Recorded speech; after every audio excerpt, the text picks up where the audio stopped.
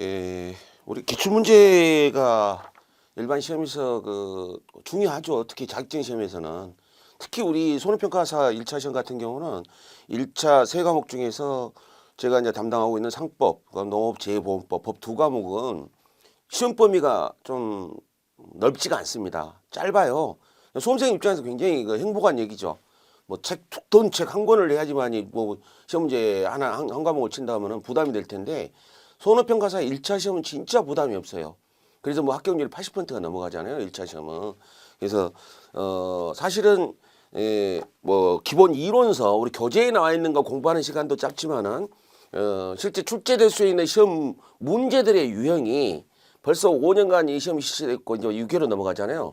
그러다 보니까 시험 나올 수 있는 것들이 거의 다 나와 버렸어요. 그러니까 기출 문제만 잘 풀어도 사실은 시험 미국 10점 이상 넘기는 데는 큰 문제가 없을 거예요. 그래서 왜냐면 상법이나 또 농업재해보험법 법이 또 바뀌지를 않잖아요. 물론 농업재해보험법은 손해평가 요령 쪽에서 약간씩 변화가 있긴 있어요. 다른 점이 있긴 한데 큰 틀들 90% 이상 변함이 없기 때문에 뭐 옛날에 쳤던 기출 문제가 지금도 유효합니다. 이래 쳤던 것들도 또 풀어봐야 되고 다행히 여러분들 우리 동영상 회사에서 매년 기출 문제를 이렇게 촬영해서 올려주고 자료도 올려주니까 뭐 굳이 다른 출판사 가서 책 살 필요 없이 우리 자료실에서 다운받아 가지고 보시면 될 것 같아요. 그래서 이제 25문제인데 1차 시험은 여러분들 시험장에 가보시겠지만 시간이 뭐 25문제 세 과목에 3, 2, 6, 3, 5, 15 75문제인가요? 100분 준가요? 100분? 100분 주는데 시간 50분 한 50분이면 시험 다 끝나버리죠. 예. 코로나 때문에 좀 귀찮긴 한데 자, 첫 번째 문제를 한번 볼까요? 첫 번째 문제 유형들이 뭐뭐 나왔는지를 한번 보면서 가봅니다. 1번에 재보험 사업을 물어보겠습니다. 재보험 사업. 자, 보험이 있고 재보험이 있죠. 재보험 사업이 있는데 물론 보험 사업은 LH 손해보험에서 합니다. LH 손해보험이 독점을 하죠. 그 다음에 이제 자연재해 조수의 화재, 뭐 특히 자연재해, 뭐 태풍이라든가 집중호우라든가 뭐 우박이라든가 한 지역을 그냥 농사를 완전히 쓸어버리는 재해들이죠. 그 피해가 굉장히 많습니다. 그러다 보니까 LH 손해보험이 혼자 감당을 못해요. 그럼 수익이 나는지 어쩐지도 모르겠네요. 영업보험료 뭐 100%다 지원하지만은. 그래서 보험에 보험을 드는 리스크를 또 다른 곳에 넘기는 사업이 재보험인데 보험 사업은 LH 사고 재보험은 국가에서 합니다. 네, 그 내용이에요. 여러분들 해설편에도 잘 붙여놨으니까 이런 식으로 시험지에 나왔구나 경험상 보는 거예요. 정부는 재보험에 관한 재보험사 할 수 없다? 하는 거죠. 없다는 아니고 OX 문제죠. 모든 것들은. 재보험 수료는 재보험 약정에 포함되어 사항은 농림축산식품부령으로 되어 있다는데 모든 중요한 것들, 돈에 관계된 것들, 벌칙에 관계된 부분은 대통령령에 있습니다. 이런 것들이 시험 문제 된다는 거죠. 재보험 약정서에 포함될 내용들, 재보험 약정서에 뭐 보험료 포함되고 보험금 포함되고 분쟁이 있었을 때 어떻게 조정이 되고 하는 것들 이런 것들이 아니면 LH 손해보험에서 국가에다가 보험료를 얼마를 또 내야 되나 재보험료를 내야 되니까 그 돈 문제 또 정부가 재보험 사고가 쳐졌을 때 보험금을 얼마 줄까 보험료하고 보험금이 제일 중요하죠. 그래서 시험을 풀 때 지금 우리 기출문제 특강에서는 하나를 배우셔야 될 게 뭐냐면은 내가 공부를 안 했다든가 했다 하더라도 기억이 안 난단 말이죠. 기억이 안 났을 때도 문제를 푸는 능력이 있어야 돼요. 소위 말해서 맹탕 정신머리를 가지고 시험장에 들어가더라도 이걸 풀어내야 됩니다. 자, 3번 같은 경우에 맞는지 틀린지를 한번 상식적으로 생각해 봅시다. 재보험 약정서가 있어요. 재보험 국가하고 LH 손해보험하고 계약을 하는데 재보험 지급에 관한 사항뿐만 아니라 분쟁에 관한 사항도 포함되어야 할까요? 안 할까요? 분쟁 사항이 포함이 돼줘야 되죠. 항상 돈 문제가 발생하면 분쟁이 발생을 해요. 시장 바닥에서도 마찬가지인데. 그래서 OX 문제, 상식적인 문제. 예를 들어 2번 같은 경우는 농림축산식품부령에 있는지 아니면 뭐 기획재정부령에 있는지 금융감독원장령에 있는지 공부를 안 하면 잘 몰라요. 이게 대통령령에 있는지 없는지. 1번도 국가가 재보험 사업을 하는지 안 하는지 공부 안 한 사람은 모르죠. 근데 3번은 공부 안 해도 이것은 상식적으로 옳은 얘기예요. 지금 당연히 옳은 걸 찾으라 했죠. 그 다음에 이제 농림장관이 재보험사에 관한 업무 일부를 농업정책보험금융에 위탁하는 경우에는 해수장관과의 협의를 요하지 않는다 했는데 우리는 양식수산물에 대해서는 또 그 농작물 재해보험에 포함이 돼 있거든요. 예. 그래서 해양수산부 장관과도 연결이 돼 있습니다. 그래서 협의를 해야 되겠죠. 예. 그 장관, 농림장관과 해수부 장관 협의를 거쳐 재보험 사업 일부를 누구한테 넘겼다고 했어요? 농정원에 넘겼다고 했죠. 이 농업정책보험금융원에 여러분들 2차 시험 칠 때 업무방법서가 손해평가사 자료실에 뜨죠. 또 거기에 계속 업그레이드가 되잖아요. 여러분들 시험 합격하게 되면은 이 농정원에서 실시하는 사전교육을 받게 됩니다. 이번에 보험 기금을 물어보고 있습니다. 보험 기금, 농업재보험 기금에 대한 시험이 출제가 되네요. 장관은 돈과 관련돼 있죠. 모든 부처에서 특별 기금을 개설하고자 할 때는 한국은행에다가 개설을 하죠. 그래서 거기에 보면은 농림부 장관은 한국은행에 농업재보험 기금 계정을 설치하고 수입 지출을 관리하라고 돼 있죠. 예. 그래서 보험 계정일까요? 기금 계정 지금 정답을 주고 있잖아요. 기금 계정이지 어떻게 보험 계정이 됩니까? 예. 그래서 기금 계정 3, 4번에 2번, 4번에 기금 계정이 돼 있고 그다음에 장관은 협의 대상은 레벨이 같은 거죠. 레벨이 같은 경우에 협의를 하는데 지금 농업재보험 업이 들어 있잖아요. 업. 농업만 있는 게 아니라 업도 들어 있잖아요. 양식수산물이. 예. 그래서 해양수산부 장관과 한다. 이거는 뭐 시험 거의 기금 개정과 관련된 부분은 마치십시오라고 주는 것뿐이고 이렇게 빈칸치기 문제들이 나오죠. 예. 3번에 과태료 부과 기준입니다. 이 공부를 안 하면 이거 칠 수가 없는 건데 과태료와 관련된 부분에서 과태료로 금액이 얼마냐. 제일 센 거 1,000만 원이 나와 있죠. 재보험 사업자가 아닌 사람이 보험 안내를 했어요. 그리고 500만 원짜리 보면은 재보험 사업자는 맞는데 보험업법상에서 보험 안내 기준이 있어요. 규정이 있는데 그 규정대로 안내를 안 한 거예요. 지금 그 보험법 제95조를 만약 보험 안내를 한 자로서 재보험 사업자가 아닌 경우 500만 원. 재보험 사업자는 맞는데 보험업법 95조를 위반해서 보험 안내. 사업자가 맞는데 안내를 잘못하면 1,000만 원. 사업자가 아닌 것이 안내를 잘못하면 5만 원. 좀 거꾸로 된 것 같기도 한데. 여하튼 그렇게 돼 있다는 거. 그 다음에 보험업법에서 금지행위를 하지 말라고 그랬는데 금지행위를 한 경우에 300만 원이 나와 있죠. 마지막으로 좀 보면은 관계 보고 또는 관계 서류를 제출 거지로 한 거. 그래서 여기에 이제 벌칙편이죠. 벌칙편. 벌칙편이 하나 나왔고 합치란 얘기죠. 그래서 500만 원, 300만 원, 300만 원 합치니까 1,100만 원인데 요건 세 개를 다 알아야 되니까 공부 안 한 사람 벌칙편 다 그 안 해놓은 사람들은 이거 맞히기 힘들고 결국은 찍어야 되겠죠. 찍을 때 여러분들은 어떤 방식으로 찍습니까? 뭐 사지선다니까 1, 2, 3, 4 중에 하나 찍으면 되잖아요. 확률이 25%니까. 그래요. 뭐 제대로 벌칙편 뭐 제대로 암기 안 해놓은 사람들이 좀 틀리겠죠. 근데 실제로 우리 그 보험업법과 상법에서 점수 맞는 사람들이 저한테 수업 받았던 사람들 점수를 보게 되면은 거의 평균 80점이 넘어요. 만점짜리도 많이 나오고. 그게 아마 저도 자격증이 꽤 고자격증을 많이 가지고 있습니다만은 진짜 그 고득점 나오는 1차 시험 과목도 적죠. 나중에 과목이 또 많아질지도 모르겠네요. 예. 왜냐면 가축재보험이 지금 계속 등장을 하고 있기 때문에 거기에 관련 1차 시험 과목이 또 하나 생길지도 몰라요. 물리는 아니더라도 화학 같은 것 집어넣어도 할 말은 없죠. 하여튼 1차 시험이 너무 쉽기 때문에 이 부분을 근데 2차가 좀 어려워서 합격자가 많이 나오진 않잖아요. 근데 여러분들 1차 시험 합격하고 나면 2차 때는 합격 비법 청기 누설을 여러분들한테 해드릴 거예요. 이렇게 공부하세요. 그러면 합격합니다. 4번에 농업재보험 손해평가 요령이죠. 자, 우리 법령 안에 보면은 손해평가 요령과 관련된 부분이 손해평가 요령이 장관고시로 돼 있습니다. 손해평가 요령이 장관고시로 해서 한 세트가 나와 있어요. 그 손해평가 요령에 대한 기본 법에 의해서 여러분들 업무방법서가 만들어져요. 두꺼운 책 하나가 만들어지죠. 옳지 않은 것 그랬죠.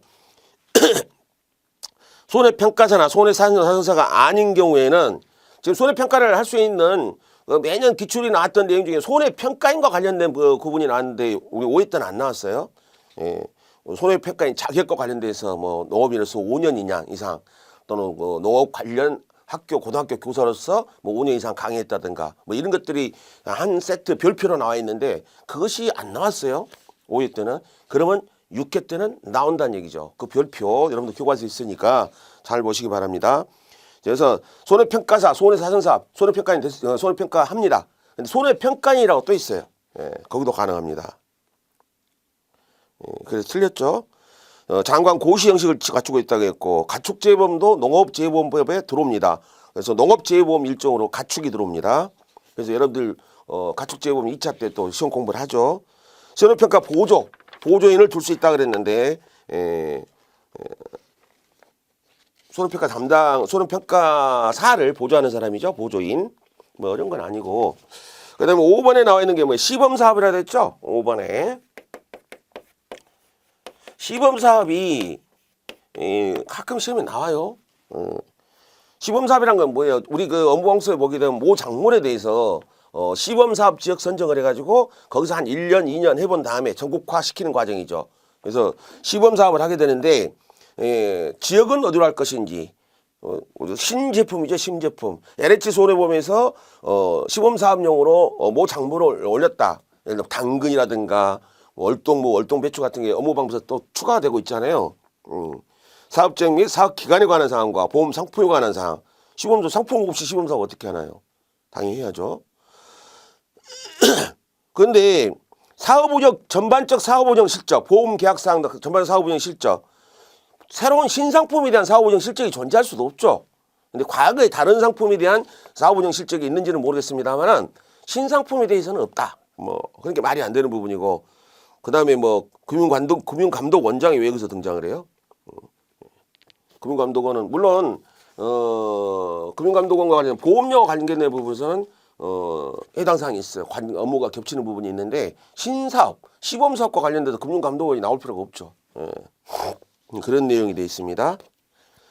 목적물은 어떻게 할 것인지, 상품은 어떻게 할 것인지, 지역, 기간, 정부 재정지원, 시범사업도 정부 재정지원이 들어가죠. 그 다음에 6번에 손해평가인 업무. 이건 기출문제 이미 나왔던 부분이에요. 손해평가인 업무네요. 이것은 1회 때도 나왔고 시험이 지금 한 3번째 나오는 것 같아요. 그래서 업무 중에 이것도 상식적으로 풀 수가 있어요. 손해평가사가 할 수 있는 일 중에 손해액 평가, 피해율 따지고 감수량 따지는 게 손해평가사 하는 일이에요. 손해액 평가를 하죠. 얼마가 났는지. 보험 가액 평가. 우리가 이제 손해평가사에 대한 기본적 상식이 잘못된 건 사고가 났을 때 손해평가로 나간다라고 생각하시지만은 그렇지 않아요.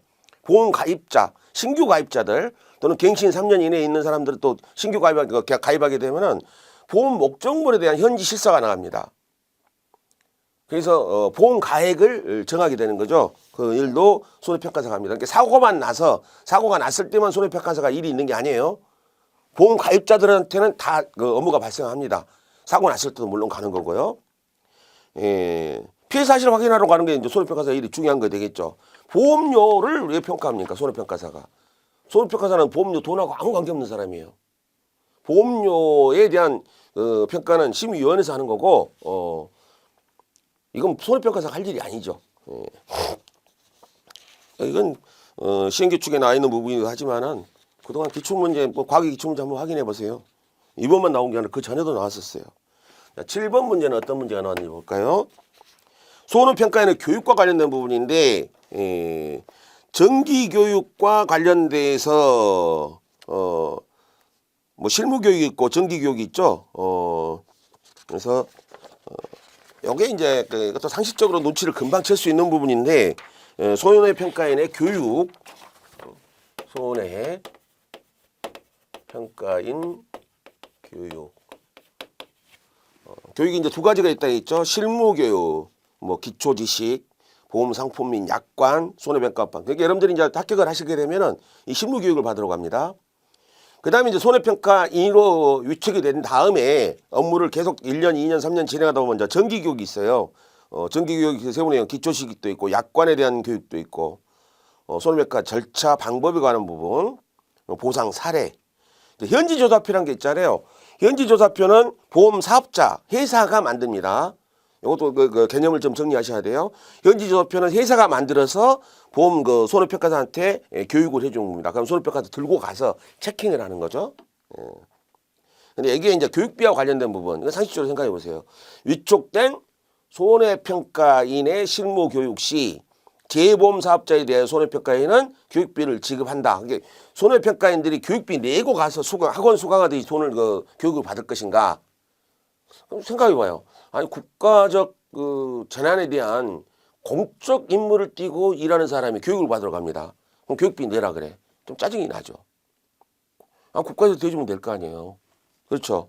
그래서 교육비를 거꾸로 재보험 사업자가 정교육 대상자 소전의 교육비를 지급할 수 있다라고 돼 있죠. 자, 이 부분이 지급하는 건 할 수도 있고 안 할 수도 있다는 얘기예요. 거꾸로 교육비를 내라. 그건 아닌 것 같죠? 예.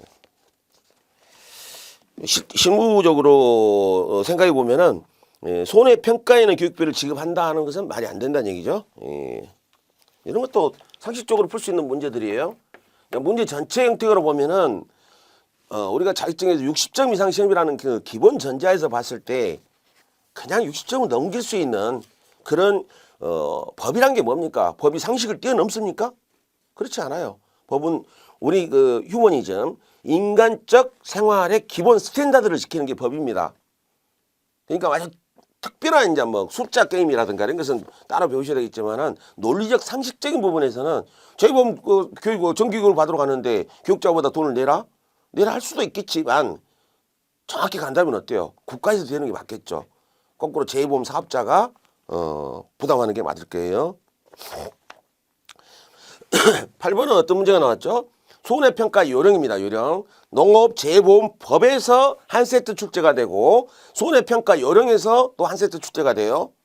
손해평가 요령상 재보험사업자가 손해평가인 업무 정지나 위촉 해지를 할 수 있다. 이건 시험 문제 분명히 나오는 부분이에요. 업무 정지, 위촉 해지, 취소 이런 부분이죠. 예. 그래서 평가에 인해 손해평가에 인해 업무 정지, 위촉 해지 뭐 또 뭐예요? 취소, 자격 취소 이런 것들이죠. 자, 일반의 손해평가인 농업재보험 손해평가율 규정을 위반했대요. 규정했으면 위촉은 제대로 했는데 일하는 것 보니까 잘못해.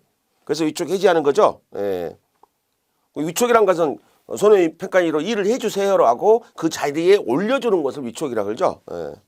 손해평가인 농업재보험법에 따른 명령을 위반할 때 3개월간의 업무정지를 할 수 있다. 원래는 6개월 이내 기간을 정해서 업무정지를 할 수 있다고 했으니까 3개월도 가능하겠죠. 예. 부정한 방법으로 손해평가인이 됐대. 시험장에서 컨닝 쳐가지고 손해평가인이 됐다고 한다면 어때요? 손해평가 위촉됐다. 뭐 서류를 거짓 위조 모조해서 제출했다든가. 이것은 위촉 해지건이 아니고요. 손해평가인 자격 취소에 들어갑니다. 그래서 위촉 취소죠. 법률적인 개념에서 취소는 처음부터 없었던 걸로 가는 것이 취소고 위촉 해지는 그동안 손해평가인으로서 활동했던 것을 인정. 그 다음부터 장래에 걸쳐서 못하는 것을 해지라 그러죠. 그래서 부정한 방법인 경우는 위촉을 소급시켜서 해지를 해야 되겠죠. 위촉 취소를 해야 되겠죠. 업무 수행 관련 동의 발자국 개인정보 수집. 개인정보를 란에다 이렇게 주민등록번호도 쓰고 우측 뭐 계좌번호도 쓰고 그럴 텐데 그 개인정보법을 위반하게 되면은 역시 6개월 범위 내에 업무정지를 명할 수 있다라고 돼 있죠. 위촉 취소 사유 제가 그 해설편에다 붙여놨습니다.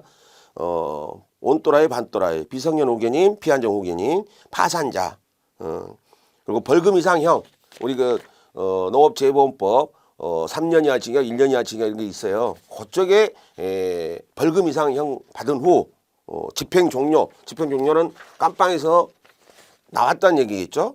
집행이 면제됐다는 얘기는 깜빵에서 중간에 나왔다는 얘기죠. 2년 경과가 안 됐어. 위촉 취소도 역시 취소 후 반성기간 2년이 필요하다는 얘기가 나와 있죠. 거짓 부정한 방법에 손해평가인 위촉 서류를 갖다 거짓말로 냈다든가 하는 것들도 역시 취소 사유가 됩니다. 그리고 업무 정지와 관련된 부분이 이 부분이 업무 정지 부분 6개월 이내로 돼 있죠. 6개월 이내. 그 다음에 이제 손해평가 반 구성입니다. 손해평가 반 구성. 그래서 5인 이내. 이것도 시험 문제 뭐 매번 나오는 거죠. 손해평가반 나왔던 거 또 나오는 거예요. 그동안 그 이전 5회 기출이 이전에도 출제됐던 거예요. 손해평가반 구성하는데 당연히 한 명이 포함이 됩니다. 어떤 사람이 포함되나? 손해평가인, 손해평가사, 손해사정사 이 세 사람 중에 한 명이 반드시 포함되고 그리고 5명을 만듭니다. 손해평가반은. 그리고 이제 재책사유라는 게 있죠. 배제해야 된다라고 하는 내용이 나오는데 자기 보험 사건에 대해서 자기 보험 목적으로 자기가 손해평가사가 될 수는 없죠. 손해평가인으로 들어갈 수는 없고 그 다음에 자기 가족 것도 마찬가지요. 생계를 같이 하는 가족 이걸 갖다 이해관계자라고 그러는데 내 아들 거, 내 마누라 거, 내 뭐 생계를 같이 한다는 얘기는 뭐냐면은 예를 들어서 삼촌이 있죠. 삼촌은 가족은 아니에요. 삼촌 이모가 있어. 근데 생계를 같이 하는 친족이 되버리면은 한 집에서 숟가락 같이 뜨는 사람이에요. 같이 반찬 먹고 밥 먹는 사람을 한 집에 동거하는 사람을 생계를 같이 한다 그래요. 그럼 따로 떨어져 살았다. 친족이긴 하지만 생계를 같이 하는 사람은 아닙니다. 그쪽 말해야 되고 그 다음에 자기가 모집한 거 또 이해관계자가 모집한 보험사건도 선택해서는 안 돼요. 그런데 옳은 것 그런데 1번은 뭐가 틀렸어요? 손해평가인은 법에 따른 손해평가반을 구성하고 손해평가인이 손해평가반을 구성하는 것은 아니죠. 재보험 사업자가 손해평가반을 구성합니다. 회사가 하는 것이지 손해평가인이 스스로 하는 건 아니에요. 자기가 모집 안 했더라도 자기가 생계와 같이 한 친족이 모집한 우리 가족이 모집한 보험계약도 손대서는 안 됩니다. 그래서 2번은 맞는 얘기고요. 3번에 뭐가 틀렸어요? 자기가 가입하였다. 자기가 모집하지 가입한 것도 마찬가지죠. 자기가 가입했거나 자기 친족이 모집했거나 뭐 이런 것도 다 마찬가지예요. 그래서 자기가 가입하여서 자기가 모집하지 않았다? 이건 모집은 안 했어도 가입했으니까 재책사유가 되는 거죠. 손해평가위원회는 손해평가인, 손해평가, 손해사형사 1인 이상 포함시키려 했지 2인이 아니죠. 그런 내용도 있고 10번 농업재해에 해당하지 않는 것 10번 문제는 뭘 물어보고 있죠? 10번은 농업재해, 자연재해 조수의 화재가 나오죠. 그 다음에 병충해도 있습니다. 병충해 보상해 주는 것이 일부 있어요. 모든 그 작물에 병충해 보상하는 건 아니고 병충해 보상하는 것들은 우리 감자라든가 복숭아, 고추, 벼 이런 쪽에서 병충해 보상이 있습니다. 일반 작물에 직접 간접을 불문하고 병충해 보상을 원칙적으로 안 해요. 농업용 실험물에 발생하는 화재, 조수의 화재도 합니다. 근데 일반 주택에 대해서는 주택보험, 주택 화재보험을 들 것이지 농업재해보험이 오는 건 아니에요. 농어촌 주민의 주택이라서 농업재해에 들어가는 건 아니니까 거기에 대한 해설도 붙여놨고요. 그래서 재해보험 종류를 얘기했죠. 재해의 범위. 혹시 이 중에서 2차 시험 떨어져가지고 또 1차 시험 다시 치는 사람들 입장에서는 1차 시험 공부하기 너무 쉬울 거예요. 2차에 다 공부했던 내용들이 이거 붙어 있으니까. 11번에 심의해 심의사항이라고 돼 있죠. 별걸 다 하겠죠. 목적물, 보상하는 재해 범위, 재정 지원과 관련된 부분, 손해평가 방법, 절차, 우리 교육사항도 돼 있죠. 정부는 어느 정도 책임, 재보험이죠.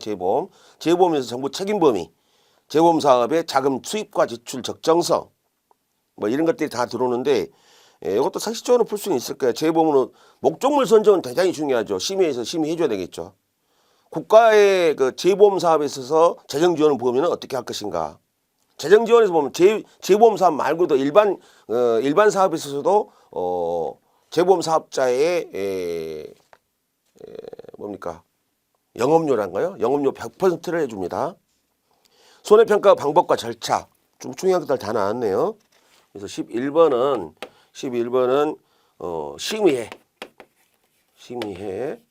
심의사항.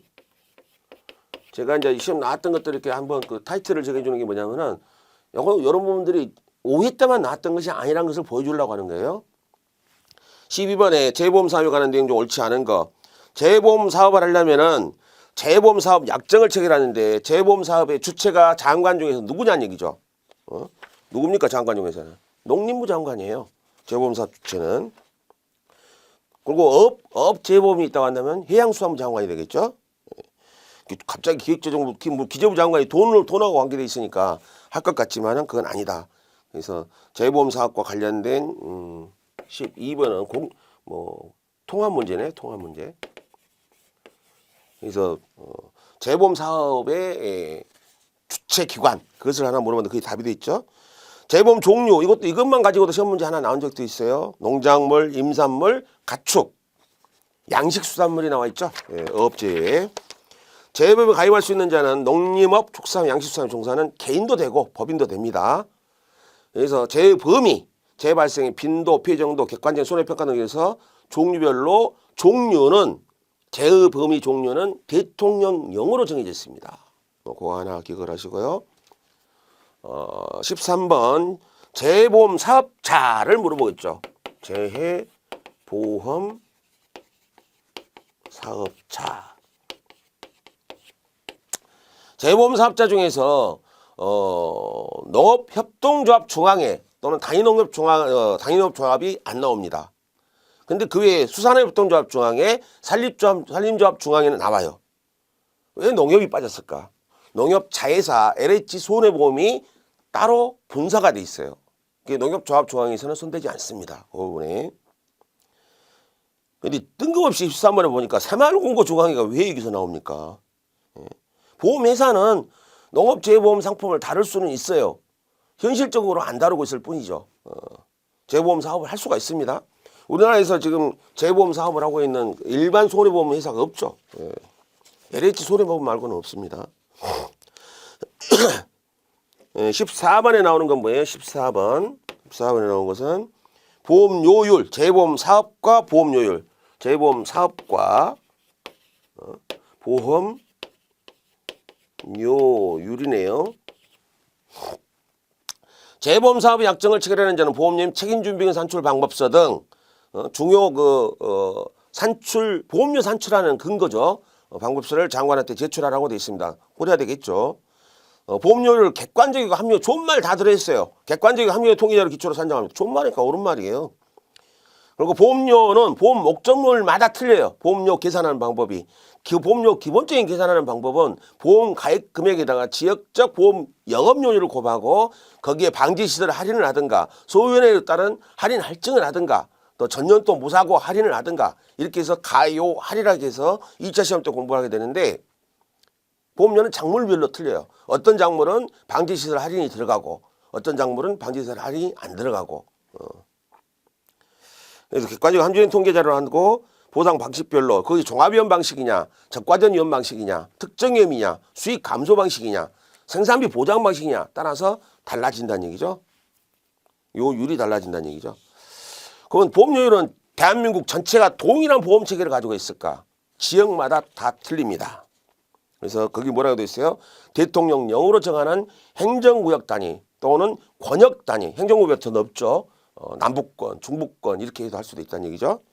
그래서 전체를 하나의 단위로 산정하는 것은 아니다. 15번 문제죠. 15번. 재보험 모집자죠. 재해보험. 재보험은 실무상으로 어디서 모집을 하냐면요. 재보험은 여러분들 단위농협조합에 가면은 풍수의 재보험하고 일반 농업재보험 담당 단위농협조합 우리 은행창구 있잖아요. 거기 가면 있어요. 거기에 모집을 전문적으로 하는 직원이 있습니다. 농업재보험 모집할 수 있는 자가 아닌 거. 첫 번째 수협이 나오죠. 수산업동제업 수협은행도 등장을 합니다. 수협은행의 임직원도 되고 공제규약에 따른 공제면 수협 해양수산장관이 인정하는 자. 여기서 이제 말에 대한 그 꼬투리를 좀 잡아야 돼요. 지금 이렇게 생각하시면 돼요. 수협에 수산업동제업이 재보험 사업자가 될 수도 있자기 때문에 또 모집인도 될 수 있어요. 근데 재보험 사업자 수협의 단위 지역별 단위 조합이 있겠죠. 거기에 이제 모집인을 하나 선정을 했어. 이 선정한 사람에도 장관이 위촉장을 줄 것인가 아니면 수산업협동조합 중앙회장이 직인 찍힌 위촉장을 줄 것인가 는 얘기죠. 여기에 장관이 개입을 하진 않죠. 자기 직원 중에서 너 이것 좀 해 라고 했기 때문에 수산업협동조합 중앙회장이 인정하는 자 이래 돼 있죠. 거기와 관련된 부분이 해설표를 보시게 되면은 언어적인 구분을 좀 하시라는 얘기예요. 물론 산림조합 중앙회 임직원 다 되죠. 회원조합 임직원, 수협중앙회 그 회원조합 임직원 다 됩니다. 그 다음에 수협과 산림조합이 있어서 공제 모집인이라는 게 있어요. 공제 모집인. 공제에도 공제 모집인. 공제 모집인인데 공제는 그 조합의 공제 담당이에요. 공제 담당. 조합원들이 공제 그 조합료 내잖아요. 조합비를 내게 되면은 그 조합비를 걷어서 조합원들의 사고라든가 이런 게 발생했을 때 공제비를 보험료처럼 주는 거죠. 공제 모집인한테 뭘 맺겠다? 농업재보험도 맺겠다는 얘기죠. 그래서 수협종합중앙회장이 직접 인정하는 경우 중앙회라면 그렇게 할 거고 단위조합, 단위회원조합이라고 그러죠. 단위회원조합 같은 경우는 그 조합장이 또 인정하면 돼요. 인사권이 거기에 있다는 거죠. 그걸 좀 구분하시면 될 것 같고 그 다음에 16번에 나온 문제는 뭐죠? 16번에는 손해평가사와 관련된 시험 문제를 내고 있네요. 손해평가사. 장관은 공정하고 객관적인 손해평가 제도를 운영한다. 장관이 운영하는 건 맞고 자격이 취소된 사람 몇 년 동안 응시 못한다. 2년. 옳은 얘기죠. 그 다음에 손해평가사 자격시험의 제1차 시험은 선택형. 우리가 사지선다고 지금 시험 준비하고 있잖아요. 여기에 단답형 또는 기평을 넣을 수도 있다. 그 답을 쓸 수도 있는 문제들이 우리는 그런 문제가 없어요. 다른 축제시험, 다른 자격증 시험 가면 그런 문제가 있기도 해요. 단답형 쓰는 난도 있기도 해요. 그 다음에 보험 목적물 또는 관련 분야에 관한 전문 지식과 경험을 갖췄다고 인정되는 대통령령으로 정하는 기준에 해당하는 사람은 손해평가 자격시험의 과목에 전부를 면제할까 일부를 면제할까 하는 얘기죠. 손해평가사는 1차 시험이 있고 2차 시험이 있어요. 관련 자격증 있는 사람들은 1차 시험 면제가 이루어집니다. 실제로 농산물 품질관리사 자격증을 따가지고 손해평가인이 위촉돼가지고 한 3년이죠. 3년 이상 그 손해평가인 업무를 한 자로 제한돼 있을 거예요. 저도 이제 농산물 그 강좌를 많이 하다 보니까 그래서 처음에 그 손해평가인 이렇게 모집을 했을 때 거기에 가가지고 한 3년 했던 친구가 있어요. 뭐 안동으로, 김제로, 뭐 하동으로 이렇게 가갖고 손해평가인 일을 했는데 뭐 의성도 가고 막 그랬다더라고요. 그 친구는 1차 시험 면제가 돼 있었죠. 예. 그래서 전부 면제를 하는 것은 없어요. 대한민국 시험이 전부 면제가 어디 있어요. 우리 뭐 그 행정사, 세무사 뭐 이런 것들도 일부 면제는 있죠. 그래서 손해평가사 시험과 관련된 부분이죠. 시험. 자격 시험과 관련된 부분이고 17번 손해평가하는 손해평가와 관계된 부분이죠. 손해평가. 손해평가는 어떻게 하느냐. 재보험사자는 손해평가인을 위촉하여 손해평가를 담당하게 할 수 있다라고 돼 있죠. 그래서 이제 우리가 손해평가인이 돼서 일을 하려고 이 시험 준비를 하는 거예요.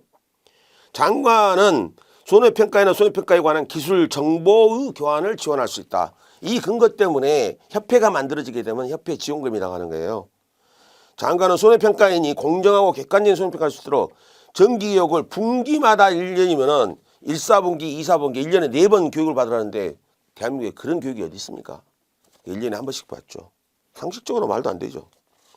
장관은 손해평가 요령을 고시하려면 미리 금융위원회와 협의하라. 금융감독원이 아니죠. 금융위원회하고 협의합니다. 18번 재정지원과 관련된 부분이죠. 지금 그 우리나라의 농업재보험에 농업인들의 가입률이 과수 농사 짓는 사람들의 가입률은 한 90%가 넘는데요. 근데 일반 작물의 그 보험 가입률은 50%가 약간 올라가 있다 그래요. 평균적으로 한 60% 정도의 농업재보험 가입률을 가지고 있답니다. 그것도 많이 올랐네요. 한 3, 4년 전에 한 20%밖에 안 됐는데. 그래서 재정 지원인데 국가 지원이 보통 뭐 10에서 40에서 한 60%, 보통 50%를 많이 하죠. 그리고 지자체에서 또 한 40% 정도 하니까 평균적으로 80에서 한 90%를 갖다가 농업재보험에서 국가 지자체가 지원을 하는 걸로 되어 있습니다. 나머지 10 내지 20%를 본인 부담을 하죠. 정부는 예산을 보면서 재보험사업체 재보험 운영 및 관리에 관한 필요에 전부 또는 일부를 지원할 수 있다. 예산을 보면서 재보험 운영 및 관리, 이거 영업비죠. 영업비. 사업비예요. 사업비는 100% 지원해 줍니다. 풍수해보험과 농작물 재해보험은 중복 지원이 안 됩니다. 보험료와 운영비 지원 방법의 지원절차에 대해서 대통령령으로 정한다. 돈하고 관계된 부분은 대통령령. 지자체는 예산의 보험료에서 재해보험 가입자가 부담하는 보험료의 일부를 추가로 지원할 수 있죠. 지자체장은 그러면 그 지원 금액을 보험 계약자한테 줄 것인가, 재보험 사업자한테 줄 것인가, 이게 핵심이에요. 개인한테 주지는 않습니다. 재보험 가입자한테 주는 게 아니에요. 재보험 사업자한테 줍니다. 회사한테. 그 부분이 재정지원과 관련된 부분이라고 돼 있는데 정답은 엉뚱한 데서 나오죠. 몇 퍼센트 이런 게 아니고 국가에서 돈 주려고 할 때 재보험 사업자한테 돈 주는 거지 개인한테 주는 게 아니다. 자, 손해평가 일용상 19번 손해평가 준비, 평가 결과 제출 이거 관련된 이것도 제가 그 매년 그 시험 문제 나온다라고 얘기했고 실제로 나오고 있고 나오죠 당연히. 재보험 사업자는 손해평가를 실시한 손해평가 결과를 기록할 수 있는 현지조사서를 마련한다. 누가 만드는다? 손해평가의 준비, 평가 준비 보고죠. 이 보고와 관련된 것이 세 가지 유형이 있어요. 세 가지 유형이. 그걸 물어보는 형태입니다. 자, 현지조사서는 재보험 사업자가 만들어서 손해평가라 나가는 손해평가반한테 제공을 하겠죠. 손해평가반은 보험가입자 정당한 사람 손해평가를 거부했어. 손해평가 자체를 거부했습니다. 그러면 실시하지 못했어요. 이때는 뭐라고 해야 되느냐. 그 피해를 인정할 수 없다. 손해평가사가 손해평가를 하러 들어갔는데 앞에만 바리케이트 치고 들어가지 마세요. 기분 나쁘니까. 그럼 손해평가 못했잖아요. 손해평가 못한 그 책임을 어떻게 당하느냐. 그 피해를 인정할 수 없음. 본 적도 없으니까. 그렇게 평가를 하고 그 개인한테 통지를 합니다. 구두 통지를 했겠죠. 통지를 했고 재해보험 사업자한테 그 사실을 제출하면 돼요. 자, 3번에는 뭐가 나옵니까? 손해평가는 다 끝났어. 그런데 현지조사에 사인을 거부합니다. 그러면 평가는 끝났으니까 서명을 거부한 경우에는 손해평가 그 피해를 인정할 수 없는 걸 피해를 인정할 수 없는 거는 뭐 있어요? 평가는 끝났는데 평가는 끝났으니까 뭐라고 해야 돼요? 일단 손해평가 내용을 통지를 하고 그 농작물 그 농업인이죠. 통지를 하고 서명 없이 제출하면 돼요. 서명 없이. 그래서 피해를 인정할 수 없다라고 하는 케이스는 뭐냐? 2번에 나와 있는 거죠. 손해평가 자체를 거부했을 때입니다. 3번이 틀려 있고 4번에 보험가입자가 손해평가나 손해평가에 대해서 설명 또는 통지를 받는 날부터 7일 이내에 증빙 사진 서류 이런 것들을 제출을 해서 재조사를 요청할 수도 있다. 그 내용이 나오고 있죠. 20번에는 어떤 문제가 나오죠? 손해평가 단위라고 나옵니다. 손해평가 단위. 이것도 기출 뭐 밥 먹듯이 나오는 것 중에 하나죠. 예. 이건 뭐 매회 시험에 출제되는 유형이에요. 벌은 볼통 단위로 합니다. 변은 농지별이 맞아요. 돼지는 개별 축사별로 하는 게 아니라 돼지 머릿수로 합니다. 개별 가축별 돼지면 돼지 머릿수, 모돈, 종돈, 자돈 뭐 이런 식으로 해서 개별 가축별은 축사별로 하는 게 아니에요. 농업시설물은 부대시설, 비닐하우스, 뭐 일동, 고정식, 이동식 이런 것들이 있을 거예요. 버섯재배사, 원예시설 이런 거 있잖아요. 그래서 농업시설물은 농가별로 하는 게 아니죠. 농가하고는 관계가 없어요. 시설 단위, 즉 목적물 단위로 해야 됩니다. 이런 것도 밥 먹듯이 나왔던 시험 문제 중에 하나고 근데 약간씩 틀려요. 시험 문제 출제하는 방식이. 21번에 농업재해보험 손해평가는 농작물 보험가액 산정, 보험가액 산정이네요. 예. 보험가액 산정. 보험가액은 뭐예요? 우리 그 2차 시험 올해 2차 시험에 기출도 5점짜리 출제도 됐는데 보험가액은 피보험 이익을 금전위로 환산해서 계약자에게 지급할 수 있는 최대 손액 한계 범위가 되는 것이 보험가액입니다. 소위 말해서 과수면 과수원, 농지면 농지, 그 재산적 가치를 얘기하죠. 땅값 빼고 과수원의 그 농업재해보험사의 보험가액 가치는 뭐겠어요? 나무 가치가 있을 거고 그 나무에 매년 열렸던 평년 수확량이 있을 거예요. 과실. 이 나무에서 몇 개 어느 정도의 돈이 돈 열매가 열리냐 이거죠. 그게 보험가액이죠. 그래서 보험 증권에 기재되어 있는 목적물, 증권에 기재되지 않은 보험 그 보상을 안 해주니까 그래서 목적물을 평년 수확량에다가 뭘 곱했어요? 킬로그램당 이게 단위당이에요. 킬로그램당 가입 가격이에요. 예. 보험 가입 당시, 근데 그것도 사고가 난 때가 아니고 보험 가입 당시에 가입 가격이 정의입니다. 평년 수확량에다가 당시에 단위당 가입 가격을 곱해서 그래서 과수 같은 경우는 킬로그램으로 돼 있죠. 1kg당 얼마. 그런데 이제 과수원마다 또 농지마다 그 실질적인 현황이 다를 거니까 가입 면적이라든가 주수라든가 나무 주수, 나무수, 수령, 품종 등에 따라서 약간씩 변경을 할 수는 있다. 이렇게 돼 있죠. 보험가액 산정인데 지금 이 방식으로 하는 게 뭐냐는 얘기죠. 지금 우리가 실제로 배운 것 중에 종합위험, 생산비 보장, 고추 뭐 이렇게 원예시설의 생산비 보장이 있어요. 특정위험 방식 인삼이 있고 그 특정위험 중에 태풍, 우박 이것만 보상해주는 특정위험이라고 해요. 적과전 종합위험은 지금 1, 2로 옛날에는 구분이 됐는데 지금은 2만 나오고 있는데 적과 전 위험도 보상해주고 적과 후도 보상해줍니다. 여기 돼 있죠. 여기는 종합위험 방식의 보험가액 산정 방식을 얘기하고 있네요. 인삼은 좀 틀려요. 인삼은 가입 면적 과산계. 특정위험 방식에서는 기준 수확량에다가 가입 가격을 곱하는 걸로 돼 있죠. 근데 적과전 위험 방식은 역시 적과후 착과수 조사라는 게 있어요.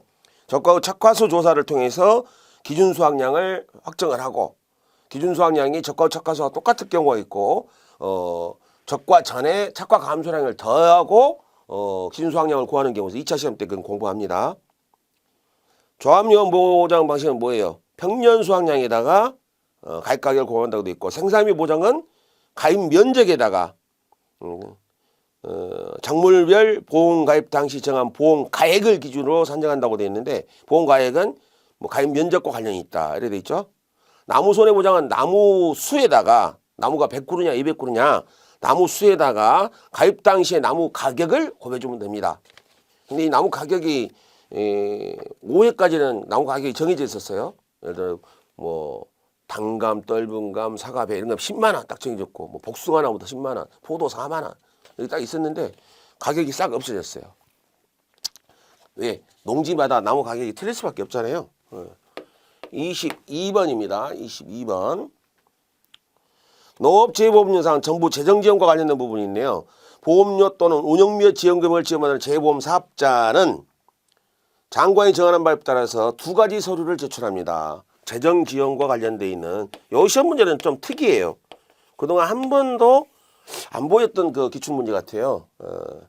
그래서 두 개가 나오는데 재보험 가입 현황서 너희 회사에 농업인이 몇 명이 가입돼 있니? 라고 많이 가입하면 정부가 재정 지원을 많이 하니까 보험 가입 현황서하고 너희 사업할 때 인건비, 시설비, 현장 출장비 다 해서 운영비 실정 계획서 운영비 사용 계획서를 제출해라. 그 근거로 해서 돈을 지원해 줄게. 이렇게 돼 있죠. 23번은 뭐로 돼 있죠? 23번. 농업 시설물 보험값. 시설물이죠. 시설물. 농업 시설물 보험 가액은 어떻게 선정하냐. 농업 시설물에 대표인 것을 하나 얘기하면은 자, 비닐하우스가 있다고 쳐요. 자, 단동형 비닐하우스가 이렇게 있습니다. 단동형 비닐하우스가 있다고 쳐요. 여기 이제 이렇게 중방, 뼈대 뭐 이런 식으로 해서 이런 식으로 넘어오겠죠. 철골로 되어 있는 것들 이걸 구조체라 그러죠. 그 위에 뭘 덮어요?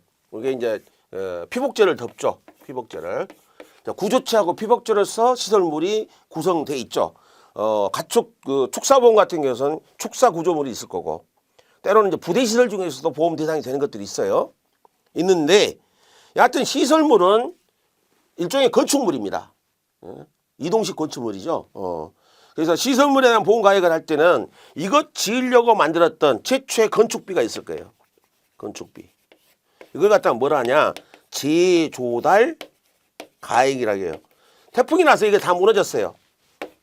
새로 지어야 되겠죠. 새로 짓는데 들어가는 돈 가격이 얼마냐? 그게 재조달 가액이랍니다. 그래서 저희도 가기로 했는데 이걸 지어놓고 태풍에 무너졌지만 옛날 것처럼 새로 지어지는 돈 비용은 않겠죠. 네가 없애버린 돈이 있을 거예요. 그게 감가상각을 합니다. 경과 비율에 따라서. 내윤용세대란 그 감가인데 목재 같은 경우로 만든 구조체는 경과율 매년 없어진 거 13.33% 되어 있어요. 그것도 2차 시험 5회 때 나왔더라고요. 그래서 이제 이게 뭐예요? 농업시설물에 대한 보험가액은 보험사고가 발생할 때와 한때와 곳에서 평가한 피해 목적물의 제조달 가액에서 감가상각을 해고 감가상각을 빼야 되겠죠. 이거 처음 지을 때는 1억 들었어. 근데 지은 지 5년 됐어요. 5년 됐다면 경영 감가율에서 경영가율 13.33을 갖다 5년 동안 곱해줘야 돼요. 그래서 5년 썼으니까 차를 사도 바로 다음날은 중고가 되어버리잖아요. 그렇게 되는 거예요. 24번에 피해 과실수 조사를 하는 품목. 근데 여러분들한테 지금 제공된 거에는 별표 1 보험금 산정 방법이 들어가 있는데 여러분들한테 그 특강으로 들어가 있는 별표 특강이 따로 있습니다. 거기 보면은 제가 그 예시를 다른 걸 넣어야 되는데 보험금이 들어와 있어요. 보험금도 중요한 부분이니까 참고를 하시고요. 보험금도 참고할 것도 없어요. 우리 담당자한테 해갖고 이거 아예 없애버리라겠네요. 옛날 거네요, 옛날 거. 보험금 산정 방법도 새로 나왔습니다. 참고하시고 혹시 이게 안 없어져 있으면은 이거 무시하세요. 여러분들 그 별표 특강이 또 있으니까 별표 1, 2 특강이 있어요. 거기에 보험금 특강도 있고 여기에서 말한 조사하는 방법에 관한 작물별 조사 내용에 대해서 있는데 피해 과실수 조사하는 품목은 강규리라는 게 밑에 있습니다. 여러분들한테 제공한 특강 자료가 어디 있었더라? 별표 1, 2, 2편에 농작물의 품목별, 재배별, 시기별 손해수량 조사 방법이란 게 여러분들 표로 제공돼 있어요. 그 표를 보시면 돼요. 법령에 가서도 손해평가 요령 고시편 들어가서 제일 법령 제일 끝에 별표가 3개가 나와 있을 거예요. 그 두 번째 별표가 지금 나온 건데 지금 여러분들한테 제공된 보험금 산정 방법은 생뚱맞은 거고 또 옛날 거네요. 그래서 무시하세요. 그렇게 돼 있고 마지막으로 25번, 24번은 조사와 관련돼 있고 25번은 뭘과 관련돼 있죠? 발화기에 적과된 생육시기에 우박으로 인한 손해소량의 조사 내용. 우박. 너무나 간단한 거예요. 여러분들 2차 시험에도 하겠지만 유박과 관련돼서는 유과 타박률이라는 것을 유과 타박률. 유과는 그 새끼 어린 과실을 얘기하잖아요. 어린 과실에 우박 맞았을 때 타박률 어느 정도 작살났느냐 그 비율을 따지는 거죠. 이것도 우박하면 무조건 우박은 유과 타박이에요. 어려운 것도 아닌데 그냥 점수 주려고 문제 만든 것 같아요. 이렇게 해서 25문제가 들어와 있는데 기출문제의 핵심은 1회부터 4회까지 여러분들 또 풀어볼 기회가 있다고 한다면 풀어보세요. 시험 문제들이 계속 겹쳐서 나오는구나. 이걸 알 수 있을 겁니다. 여기까지 해서 2019년도 기출문제 농업재보험법 기출 강의를 마치겠습니다. 감사합니다.